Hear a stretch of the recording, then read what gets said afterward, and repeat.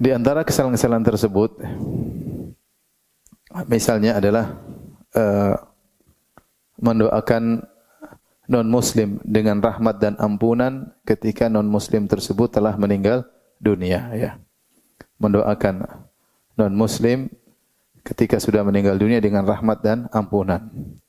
Sungguhnya mendoakan non-muslim atau orang kafir atau orang musyrik ketika mereka masih hidup, maka itu bahkan sunnah Nabi sallallahu alaihi wasallam. Kita mendoakan mereka agar dapat hidayah. Ya, kita juga mendoakan mereka, bahkan Rasulullah SAW pernah mendoakan maghfirah seperti dalam hadis ketika Rasulullah SAW terluka dalam perang Uhud, Rasulullah sempat mendoakan keburukan kepada sebagian kaum muslimin, kaum musyrikin, atau Rasulullah berkata, "Kaifa yuhlifu qaumun syajju nabiyyahum wa huwa yad'uuhum ilal Islam?" Bagaimana bisa beruntung suatu kaum yang melukai nabinya, membuat wajah nabinya berdarah, sementara nabinya menyuruh mereka kepada Islam.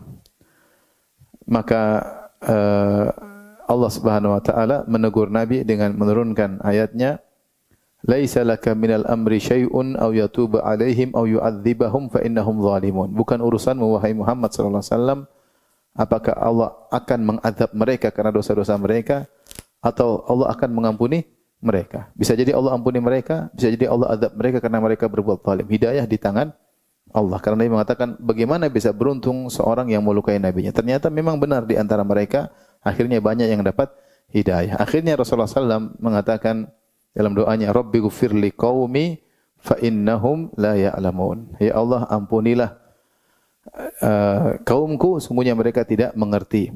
Di sini Rasulullah SAW mendoakan maghfirah bagi orang-orang kafir, masih hidup tapi.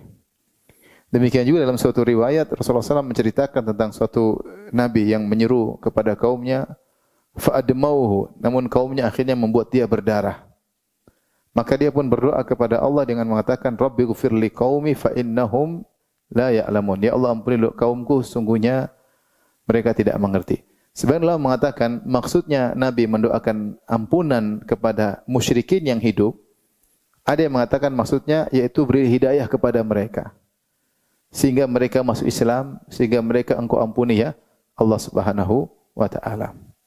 Ya. Itu ada yang mengartikan demikian. Atau maknanya secara zahir yaitu jangan hukum mereka ya, tetapi beri hidayah kepada mereka. Ini ketika masih hidup. Demikian juga Nabi sallallahu alaihi wasallam berdoa, Allahumma hdi Dausan. Ya Allah, berilah hidayah kepada suku Daus, sukunya Abu Hurairah. Rasulullah doakan mereka. Ya, fa'ti bihim, dan datangkanlah mereka sehingga banyak di antara mereka yang masuk Islam. Rasulullah SAW juga mendoakan hidayah kepada ibunya Abu Hurairah. Abu Hurairah radhiyallahu anhu cerita bagaimana ibunya menolak dakwahnya, maka Rasulullah SAW berdoa, ya Allah, beri hidayah kepada ibunya Abu Hurairah, akhirnya masuk Islam. Rasulullah SAW pernah berdoa antara Abu Jahal atau Umar untuk dapat hidayah. Rasulullah mengatakan, Allahumma a'izzal Islam bi ahabbi umaraini ilaik. Atau kama qala Nabi sallallahu alaihi wasallam, ya Allah, kuatkanlah Islam dengan salah seorang di antara keduanya, Abu Jahal atau Umar. Kemudian Rasulullah SAW khususkan doanya, ya Allah, berilah hidayah kepada Umar. Akhirnya Umar masuk apa? Islam. Dan kita boleh mendoakan kepada non-muslim untuk urusan duniawi. Kita bilang semoga engkau sukses dunia, semoga engkau sembuh. Boleh, enggak dilarang. Tetapi kalau mereka sudah meninggal, tentunya doa yang paling terbaik adalah agar mereka dapat apa? Hidayah. Tetapi ketika mereka sudah meninggal, sudah selesai. Tidak bisa lagi kita doakan rahmat maupun ampunan. Tidak boleh. Karena dilarang oleh Allah Subhanahu wa ta'ala. Makanya ketika Nabi SAW berkata, saat pamannya Abu Talib yang sangat dia cintai meninggal dunia. Dan kita tahu siapa Abu Talib. Yang rela mati demi membela Nabi Muhammad SAW karena Nabi adalah ponakannya. Dan dia tahu bahwasanya keponakannya tersebut membawa agama yang terbaik.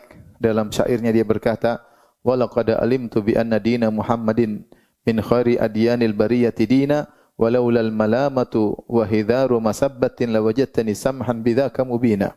Sungguh aku telah tahu bahwasanya agama ponakanku, agama Muhammad adalah agama yang terbaik.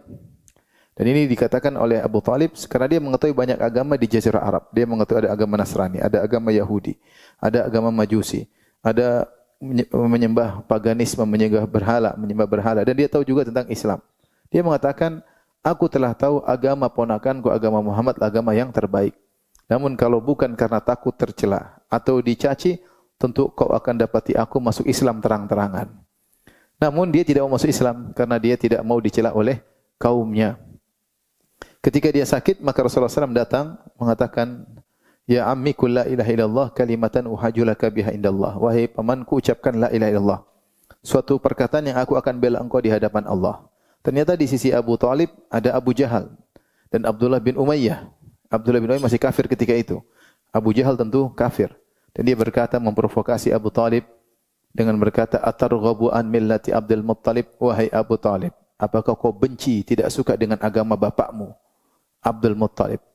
Rasulullah ulangi lagi, Ya ammi kul la ilaha illallah, wahai pamanku, ucapkan la ilaha illallah. Aku akan bela engkau di depan Allah Subhanahu wa taala. Abu Jahal bilang lagi, apa kau benci dengan agama bapakmu? Seandainya Abu Talib bilang la ilaha illallah, mungkin Abu Talib lebih afdal dari Abu Bakar dan Umar, mungkin.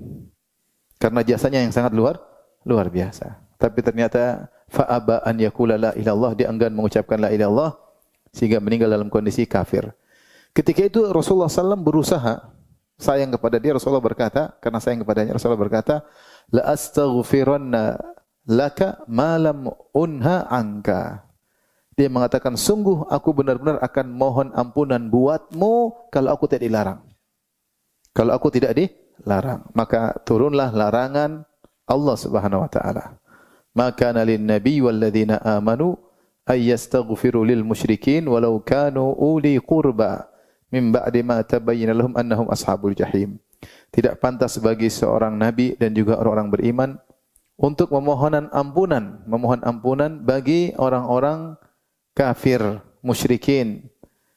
Tentunya yang sudah meninggal dunia, paham? Yang sudah meninggal dunia. Setelah jelas mereka penghuni neraka jahanam, maka Nabi ditegur oleh Allah kalau ingin mendoakan ampunan buat Abu Talib, padahal Abu Talib adalah musyrik yang terbaik. Musyrik yang terbaik. Yang jasa kita dibandingkan Abu Talib, kita ini enggak ada apa-apanya. Dia pasang badan untuk membela Rasulullah di awal-awal dakwah. Ya, Abu Talib jasanya sangat-sangat luar biasa. Itu pun dilarang untuk kita Nabi untuk mohon ampunan buat siapa? Abu Talib. Ya. Allah tegur, ya, tidak pantas. Ya, di antara dalil juga ketika Rasulullah SAW ya ingin mohon ampunan buat ibunya dalam Sahih Muslim. Rasulullah SAW mengatakan, "Ista'dzantu Rabbi li an aghfira li ummi." Falam ya'dzan li. Aku minta izin kepada Allah untuk mohon ampunan buat ibuku, maka Nabi tidak mengizinkan. Maka aku minta izin kepada Allah untuk menziarahi kuburan ibuku. Fa'adzina li, maka Allah izinkan Nabi untuk menziarahi kuburan siapa? Ibunya, ya. Oleh karenanya Al-Imam Nawawi rahimahullah ketika menjelaskan tentang konten hadis dalam Sahih Muslim, dia mengambil faedah tentang bolehnya berziarah ke kuburan orang musyrik. Bolehnya ziarah ke kuburan orang musyrik, karena kalau kita menziarahi kuburan orang musyrik, kita bisa ingat akhirat juga. Bisa ingat akhirat juga, ya. Bukan untuk mendoakan, tapi untuk ingat apa? Akhirat. Karena Rasulullah SAW ketika minta izin untuk mendoakan ibunya, maka Nabi dilarang. Oleh karena kita tidak pernah mendengar Nabi mendoakan ibunya sekalipun, tidak pernah. Ya, padahal Nabi yang menyuruh kita untuk berbakti kepada orang tua, namun beliau sama sekali tidak pernah mendoakan ampunan buat siapa? Ibunya, karena dilarang oleh Allah Subhanahu wa taala. Di antaranya Nabi SAW pernah ingin menyolatkan orang munafik, bahkan menyolatkan orang munafik. Ketika wafat Abdullah bin Ubay bin Salul, jadi orang munafik, bahkan gembong orang-orang munafik. Maka anaknya datang, anaknya sahabat, ya Rasulullah, ayahku meninggal, solatkanlah ayahku. Maka Rasulullah SAW pun pergi ke Abdullah bin Ubay bin Salul untuk menyolatkannya. Karena dia secara KTP-nya Islam. KTP-nya Islam. Orang munafik itu KTP-nya Islam. Hanya demikian, gampangannya KTP-nya Islam tapi hatinya apa? Kafir. Maka Nabi ingin mengambil hukum zahirnya. Zahirnya orang muslim kalau meninggal kita salat janazah. Orang muslim kalau meninggal kita salat janazah. Maka Rasulullah SAW pun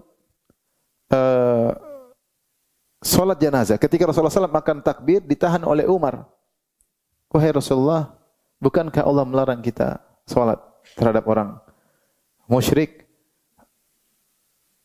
Kemudian ada ayatnya, in tastaghfir lahum aw la tastaghfir lahum istaghfir lahum aw la tastaghfir lahum in tastaghfir lahum 70 maratan fala yaghfirallahu lahum. Allah berbicara tentang orang munafik, kata Allah, kau mohon ampunan buat mereka atau tidak mohon ampunan buat mereka, kau mohon ampunan bagi mereka 70 kali, Allah tidak akan ampuni mereka. Maka Rasulullah SAW tetap salat Allahu Akbar, salat jenazah bersama sebagian sahabat. Ternyata benar Allah turunkan ayat. Ya. Wala tusalli ala ahadim minhum mata abada wala takum ala qabrih. Kata Allah, jangan salatkan atau jangan doakan mereka yang mati di antara mereka. Orang munafik yang mati tidak boleh didoakan ampunan karena dia meninggal dalam kondisi kafir. Ya. Di sini jadi kita jelas Rasulullah SAW dilarang mendoakan pamannya. Rasulullah SAW dilarang mendoakan apa? Ibunya. Rasulullah SAW dilarang juga untuk mendoakan orang munafik. Sehingga ijma' ulama bahwasanya kalau orang kafir sudah meninggal dunia, tidak boleh kita doakan lagi untuk ampunan. Ya. Makanya Nabi Nuh alaihissalam ketika anaknya meninggal dalam kondisi kafir, dia masih memohon kepada Allah Subhanahu wa taala. Dia berkata, inna bni min ahli. Ya Allah, sungguhnya anakku adalah bagian dari keluargaku. Maka Allah tegur, ya Nuh, innahu laisa min ahlika, innahu amalun ghairu salih. Fala tas'alni ma laisa laka bi ilm. Inni a'idzuka an takuna minal jahilin. Wahai Nuh, anakmu itu bukan dari keluargamu. Anakmu telah melakukan amal kekufuran. Maka jangan kau mohon kepada aku apa yang kau tidak punya ilmu tentangnya.